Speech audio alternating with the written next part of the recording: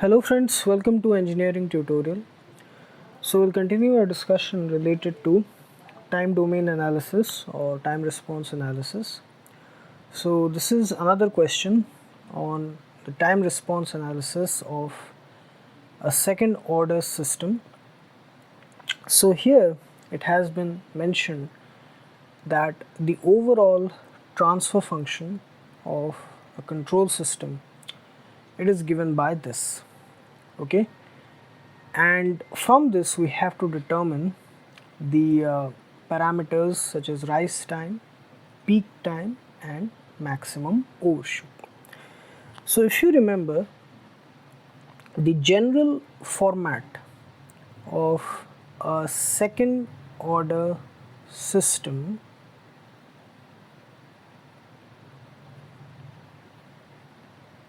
it is expressed as this: Cs by Rs, which is Gs by 1 plus GSHS. It is the closed loop transfer function. So I have explained about open loop transfer function, closed loop transfer function, so you can watch that video also.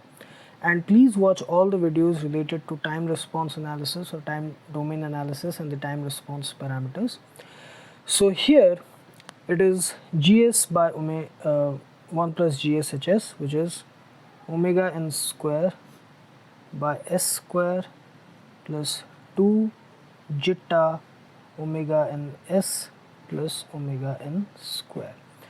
So if we put this here, 16 by s square plus 1.6s plus 16, and we compare this denominator s square plus 2 zeta omega n s plus omega n square, which is equal to 1 plus GSHS. This is equal to the characteristic equation of the system, and it is always equal to 0. To put that, 1 plus GSHS is equal to 0. So if we compare the values of this denominator and this, s square plus 2 zeta omega n s plus omega n square with s square plus 1.6s plus 16, we will have omega n square is equal to 16. That implies omega n is equal to 4, because plus 4 value will be taken for a system with 4 radians per second. Okay, the undamped natural frequency is 4 radian per second. Sorry. If we compare 2 zeta omega n with 1.6, 2 zeta omega n is 1.6s, that means 2 zeta omega n is equal to 1.6. That implies zeta is equal to 1.6 by 2 omega n, which is equal to 1.6 by 2 into 4. Okay, so if we calculate the value, it is coming around zeta is equal to 1.6 by 2 is 0.8, 0.8 by 4 it is 0.2. okay, so zeta, which is the damping ratio of the system, it is coming as 2. So these are the two most important parameters of a second order system. All the time response specifications parameters, they depend on these values, okay, either directly or indirectly. So these are the two important parameters which we have calculated. Now what has been asked: rise time, peak time and maximum overshoot. So rise time first.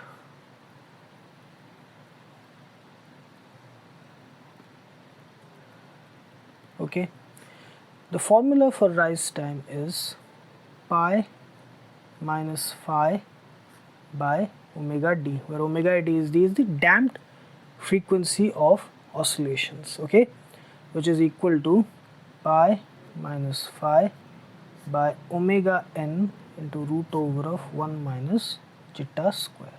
So as I said previously, all the parameters that depend on omega n and zeta. Here we have to determine phi. Pi is equal to 3.14 radians. We have to determine phi in terms of radians. So for that we have to draw the right angled triangle. This angle is phi. Here the base is zeta omega n. This is omega d, which is equal to omega n into root over 1 minus zeta square. This is omega n. It's a right angled triangle. So here tan phi is equal to omega n into root over of 1 minus zeta square by zeta omega n. These two get cancelled, so it is simply 1 minus zeta square by zeta. If we put the value which we have calculated, zeta is equal to 0.2. So it is 1 minus 0.2 whole square by 0.2. Okay. So phi is simply tan inverse of this much. Phi is equal to tan inverse of this whole thing, 1 minus 0.2 square by 0.2. So you can use calculator here. Okay. So the value of this, it is coming around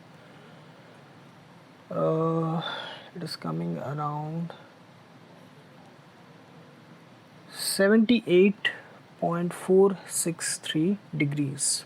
Okay, this much. Now we have to convert this into radians, okay, because here in this formula we have to put the value in terms of radians. So we have to convert this 78.463 degrees into radians. So it is simply pi by 180 into 78.463. So that is, it is coming around, pi is 3.14, okay. So it is coming around 1.36874, okay, radians. This 78.463 degrees is 1.36874 radians. So now if we want to calculate rise time, TR is pi minus phi by omega n into root over of 1 minus zeta square. So it is 3.14 minus 1.36874, both are in radians, and then it is omega n, which is equal to 4 into root over of 1 minus zeta square, which is 0.2 whole square. So again, using the calculator we'll find out. So it is coming around 0.45 second. Okay, this. Okay, so this is the value of rise time. Okay, the time taken for the output response to reach from 0% to 100% of the steady state value. I have discussed all of these things in detail, the time response parameters, then the time response curve, about the various parameters in separate videos I have explained, so you can please watch those videos. Okay, then is peak time.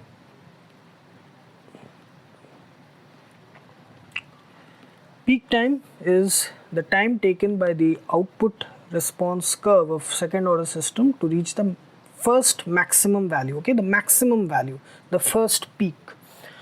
So this is given by Tp is equal to pi by omega d, which is 3.14 by omega n into root over of 1 minus zeta square. So it is 3.14 by 4 into root over of 1 minus 0.2 square.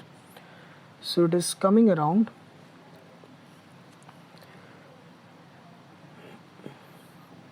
0.801 second. This. Okay, so we have calculated rise time, we have calculated peak time, now is maximum overshoot. So the maximum value which it acquires, what is that? That value that is given by maximum overshoot. It is expressed in terms of this percentage. So that is given by percentage of MP is e to the power minus pi zeta by root over of 1 minus zeta square into 100, okay, exponent of this. So it is e to the power minus pi into zeta, which is 0.2, by root over of 1 minus 0.2 square into 100. So it is coming around 0.526 into 100, which is equal to 52.6%. okay, so this is the percentage overshoot, 52.6%. so this is the peak overshoot value in terms of percentage. This is the peak time, TP 0.801 second. Then this is the rise time, which is equal to 0.45 second.